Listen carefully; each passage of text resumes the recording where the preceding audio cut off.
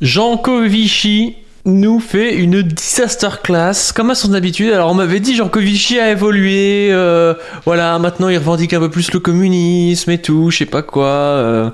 Il est sorti un peu de son capitalisme mental vichisto-écolo, là. Ben, j'ai pas tant l'impression que ça.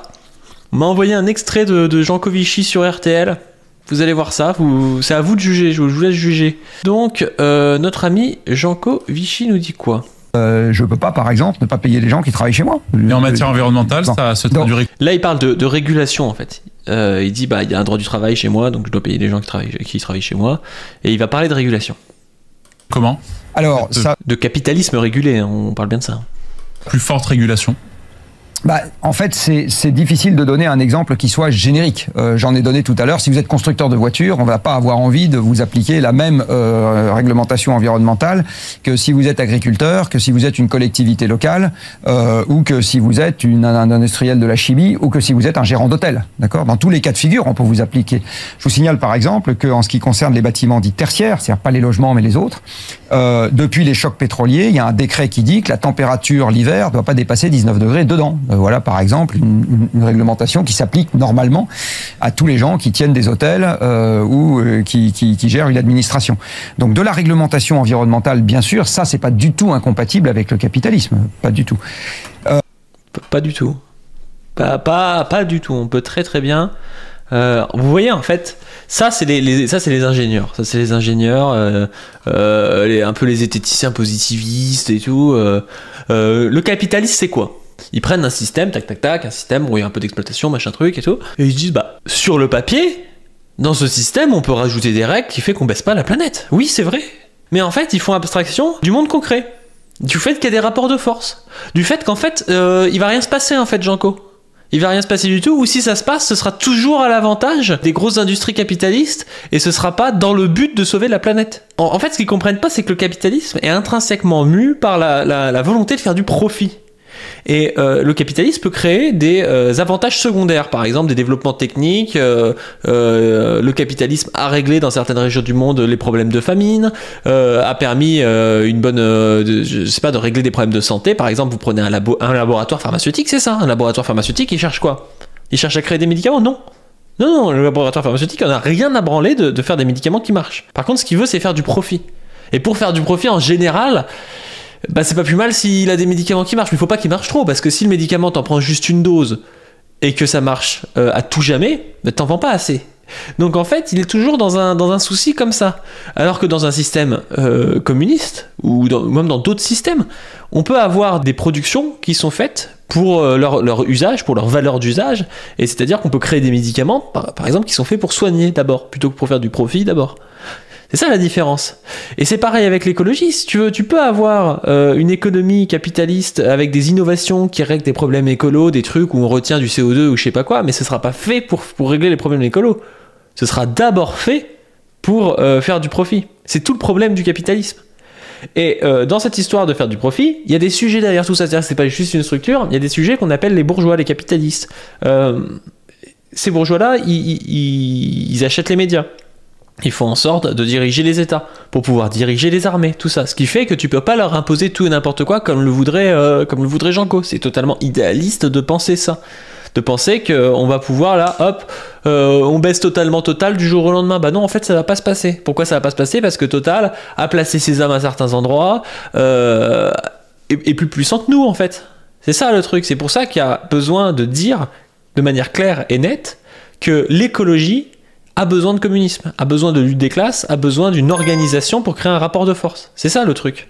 Si on fait pas ça, on ne pourra pas aboutir à une écologie réelle. Et c'est là où lui, il rate son truc parce qu'il fait une analyse qui est idéaliste et abstraite. Parce que c'est un ingénieur.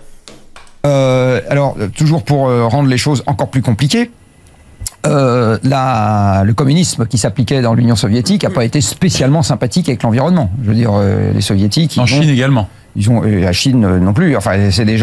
Là, par exemple, il fait une grosse erreur. Pourquoi ? Parce que tu peux pas reprocher à des systèmes qui ont développé une industrie lourde dans les années 50 où les questions d'écologie n'existaient quasiment pas d'avoir baisé l'environnement. C'est-à-dire qu'évidemment, le problème de l'URSS dans les années 50, c'est la course aux armements avec les États-Unis. C'est de ne pas se retrouver sous le feu nucléaire sans pouvoir rien faire. C'est pas de sauver les abeilles.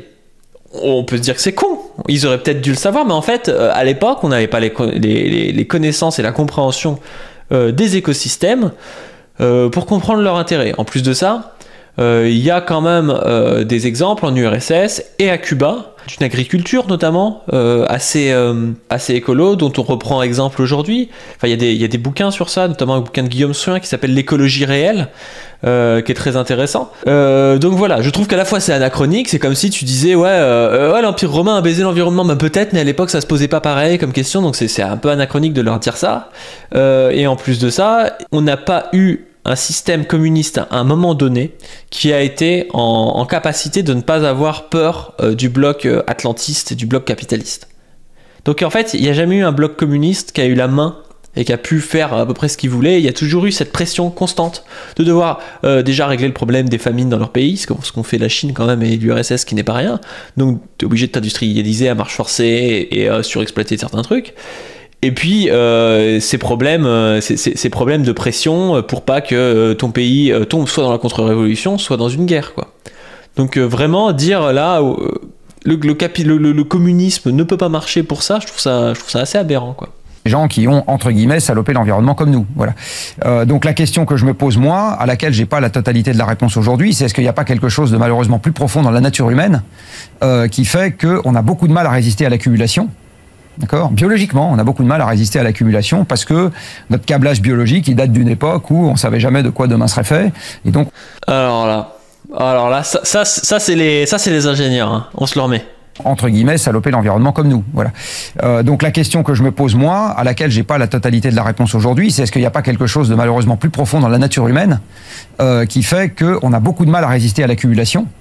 D'accord. La nature humaine, le mec en vient nous expliquer la nature humaine, quoi, voilà, explique-nous, la nature humaine fait qu'on a du mal à résister à l'accumulation, ok. Biologiquement, on a beaucoup de mal à résister à l'accumulation parce que notre câblage biologique, il date d'une époque où on savait jamais de quoi demain serait fait.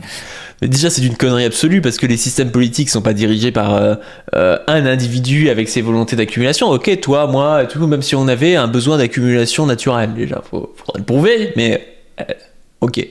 Mais de toute façon, c'est le système politique qui gère le mode de production et de consommation. C'est pas moi en particulier qui a envie de surconsommer. Je veux dire, dans un système planifié, tu vas pas forcément décider ta consommation par rapport à toi, ton besoin d'accumulation. Tu vas faire des calculs. Donc tu vas passer par l'abstrait et par la science. Donc c'est complètement con son truc. Et donc on se disait, plus j'en ai sous le coude et mieux je me porte. De telle sorte qu'on a transposé ça aujourd'hui. Et vous avez beau gagner 1 million, vous dites, tiens, si j'en gagnais 2, ce serait peut-être quand même pas mal. Là, c'est le problème justement du capitalisme, c'est que je sais pas si l'accumulation c'est la nature humaine, mais je sais que dans le capitalisme, il y a une course à l'accumulation qui n'est pas du fait de la nature humaine, mais qui est du fait que si tu ne pars pas à la course au profit, tu perds face aux autres bourgeois et tu te prolétarises et tu finis dans le prolétariat. Donc t'as un niveau de vie qui est moindre, donc t'as pas envie. Et 2, ça veut dire que tous les bourgeois qui restent sont toujours des gens qui jouent le jeu du capitalisme. Ça n'a pas besoin de prétexter une nature humaine pour comprendre ça. Il y a juste besoin de comprendre comment fonctionne le système et le mode de production capitaliste. Et du coup, le problème, il est là. Ce problème de je veux 2 millions quand j'en ai 1, il est intrinsèque au mode de production capitaliste. C'est ça le souci. Si tu passes dans un mode de production planifié avec une démocratie ou je sais pas quoi, avec les gens réfléchissent, c'est pas parce que eux, ouais, ok, ils ont peut-être tendance, encore pas tout le monde, mais il y a peut-être des gens qui ont tendance à tirer un peu plus pour avoir un peu plus à avoir d'avance parce qu'ils ont peur du manque ou je sais pas quoi. Mais c'est pas pour autant que ça va être le cas au niveau de la nation ou au niveau international, au niveau des plans des planifications, quoi. En fait, là, il est en train de naturaliser le capitalisme. Il est en train de dire le capitalisme, c'est la nature humaine. Cette course au profit là, c'est la nature humaine. C'est un argument aussi des darwinistes sociaux. En gros, c'est le monde, c'est des gens qui se tirent dans les pattes et c'est comme ça et c'est le meilleur qui gagne et puis voilà, c'est de la nature humaine, quoi. Incroyable comme argument. Vous avez beau avoir une société qui fait 500 millions, vous dites si elle faisait 1 milliard, ça serait quand même pas mal. Enfin, vous voyez, c'est bon. Donc là, c'est même pas philosophique, c'est anthropologique, quoi. Quelque part, oui. Et je me demande où est la poule et où est l'œuf. C'est-à-dire, est-ce que le capitalisme n'est pas la conséquence de ça, plus qu'il en est la cause. Voilà, je suis. Oh là là là là là là là là. Mais ces mecs-là, ils sont capables de lire des trucs archi chiants toute la journée sur l'écologie. Ils sont pas capables d'ouvrir un bouquin de philosophie, de sociologie, d'anthropologie, quoi. C'est basé sur rien. Il est sur RTL dans un truc de 50 minutes. Tu dis vas-y, je vais balancer. Mais est-ce qu'au fond, est-ce que la nature humaine, c'est pas le capitalisme quand même? C'est comment il s'appelle? C'était Astrodogeek qui disait ça. C'est le gars zététicien. Est-ce qu'au fond, la nature humaine, c'est pas une lutte entre deux chiens qui veulent un os, hein. Putain, c'est vraiment une disaster class, hein. Je ne sais pas si je mourrais en ayant la réponse, mais voilà. Donc quand vous me posez la question est-ce que le capitalisme est compatible, je me la pose moi-même au sens où quel capitalisme est compatible avec la préservation de l'environnement? Un autre capitalisme? Quel capitalisme? Putain, mais t'es une baudruche, mec! Tu peux pas travailler un petit peu sur ces notions-là? C'est vraiment de la merde! Et ce qui est sûr, c'est qu'un capitalisme non régulé ne l'est pas. Voilà. Alors il l'est déjà aujourd'hui, je le redis. Hein. El famoso capitalisme régulé. Il y a le droit du travail, il y a le droit de l'urbanisme, etc. Et tout ça est une affaire de curseur. C'est-à-dire la bonne question, c'est où est-ce qu'il faut mettre les curseurs pour que les deux deviennent compatibles. Tout ça est une affaire de curseur. C'est vraiment un putain d'ingénieur, hein. La lutte des classes n'existe pas. C'est pas voilà, le curseur n'est pas dans la lutte des classes. Le curseur est dans un mec qui va réfléchir. Hop, hop, hop, il se fait son petit plan là, comme Platon. Tac, tac, tac. On met les idées dans la République et puis on se dit ça serait bien que ce soit comme ça, quoi. C'est d'un idéalisme incroyable. Et alors, dans la question notamment qui a été posée tout à l'heure, il y a la fameuse question de la croissance. Est-ce qu'on peut régler nos problèmes? Bon, après, il parle de la croissance, il dit que la croissance, il pense pas que ce soit compatible avec l'écologie. Mais voilà le travail. Voilà où on en est, voilà où en est Jancovici. Donc moi, je veux bien que Jancovici, ce soit de mieux en mieux. Ça reste Jancovici. C'est toujours pas Jancovici, quoi. C'est Jancovici, là, pour l'instant.